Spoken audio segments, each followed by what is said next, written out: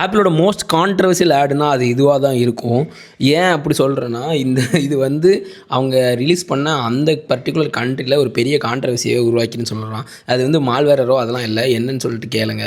இது வந்து பார்த்தீங்கன்னா, ஃபேஸ் ஐடி ஒன்று லான்ச் பண்ணாங்களா, அப்போ தான் வந்து என்ன பண்ணியிருக்காங்கன்னா, மலேசியாவில் வந்து ஒரு ஆடு லான்ச் பண்ணியிருக்காங்க. அந்த ஆடில் வந்து அவரோட பொண்ணோட இது மெசேஜ் வந்து வந்திருக்கு ஃபோனுக்கு, ஐஃபோனுக்கு. அப்போ வந்து அவங்க பாட்டி, அப்புறம் அம்மா, அப்புறம் ஆன்ட்டி இவங்கெல்லாம் வந்து ஓப்பன் பண்ண ட்ரை பண்ணுறாங்க.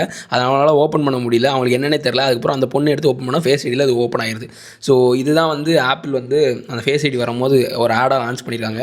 ஸோ இது வந்து பார்த்திங்கன்னா ஏசியாவில் உள்ள ஃபேமிலியோட கல்ச்சரெல்லாம் பார்த்திங்கன்னா ப்ரைவசி அப்படிங்கிறது வந்து இருக்காது. யாருனாலும் யாரோட ஃபோனாலும் எடுத்து பார்ப்பாங்க, மற்ற கண்ட்ரி மாதிரி இல்லை.